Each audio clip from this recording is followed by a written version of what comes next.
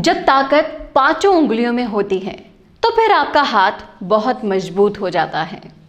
गुर्जर आंदोलन को लेकर इस बार राजस्थान सरकार का पलड़ा भी कुछ इसी तरह से भारी है।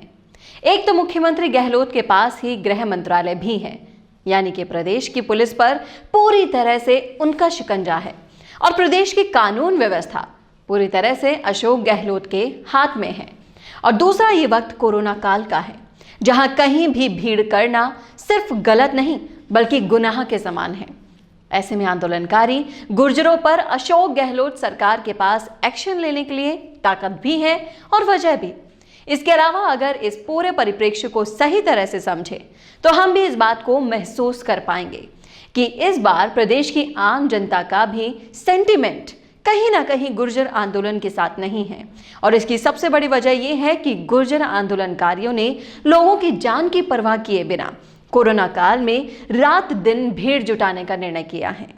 ऐसे में इन आंदोलनकारियों पर एक्शन लेने के लिए किसी भी तरह का कारण सरकार को रोकेगा नहीं।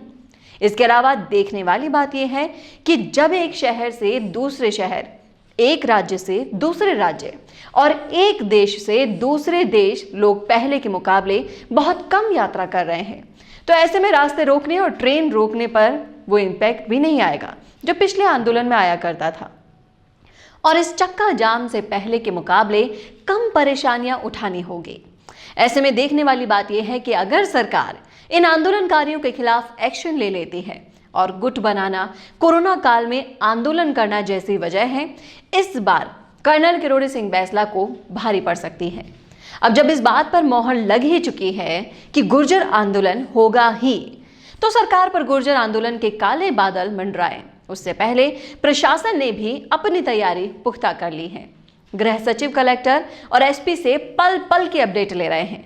गृह सचिव एनएल मीणा ने करौली, भरतपुर, सवाई माधोपुर के जिला कलेक्टर से हालातों का फीडबैक भी लिया है। गृह सचिव ने कानून व्यवस्था को लेकर चर्चा भी की। इसी के साथ ही गृह सचिव ने कलेक्टर और एसपी को अलर्ट रहने के निर्देश दे दिए हैं।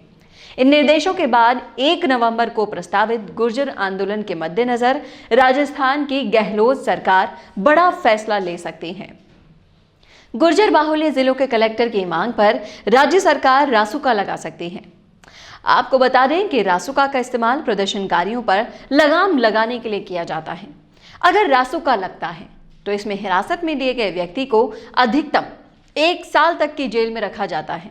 फिलहाल गृह विभाग को कलेक्टरों के प्रस्ताव का इंतजार है। इस पूरे मुद्दे में जो बात समझने वाली है वो ये है कि एक तरफ सरकार इस आंदोलन से परेशान हो सकती है, तो गुर्जर भी इस आंदोलन को करके ज्यादा खुश नहीं होने वाले हैं, क्योंकि कोरोना काल को देखते हुए सरकारी निर्देशों को अगर ध्यान में रखा जाए तो आप एक जगह भीड़ इकट्ठी नहीं कर सकते। अब ऐसे में अगर गुर्जर आंदोलन करते हैं तो उन्हें सरकार से ज्यादा डर कोरोना का होना चाहिए, क्योंकि अगर भीड़ का 10% हिस्सा भी पॉजिटिव हो गया तो आंदोलन की दिशा बदल सकती है। तो सोचने वाली बात यह है कि जो नेता समाज के भले की बात करते हुए इस आंदोलन का प्रतिनिधित्व कर रहे हैं, क्या वो सिर्फ समाज के हक के लिए ही लड़ना जानते हैं? उन्हें लोगों के स्वास्थ्य की फिक्र बिल्कुल भी नहीं है। और अगर चलो मान लेते हैं कि कोरोना जैसा कुछ नहीं है, तो क्या गहलोत सरकार, जो पहले दिन से ही समझौते की पेशकश लेकर गुर्जरों के सामने जा रही है, वो इस आंदोलन को क्या इतनी आसानी से बड़ा रूप लेने देगी? और अगर एक बार सरकार ने रासुका का प्रयोग कर लिया तो फिर आंदोलन का रुख बदल सकता है। अब देखना यह है कि कल का सूरज किसके लिए उदय होता है। मेरा मतलब यहां इससे है कि सूरज जब उगता है तो हर किसी के लिए बराबरी का मौका लेकर आता है, पर दिन बीतते बीतते ये बराबरी का मौका कब बदल जाता है किसी को पता तक नहीं चलता। तो ये थी गुर्जर आंदोलन पर हमारी खास रिपोर्ट। आपका क्या कहना है हमें कमेंट बॉक्स में अपनी राय जरूर दें। ऐसे ही अपडेट रहने के लिए आज ही सब्सक्राइब करें हमारे चैनल राजस्थान संवाद को।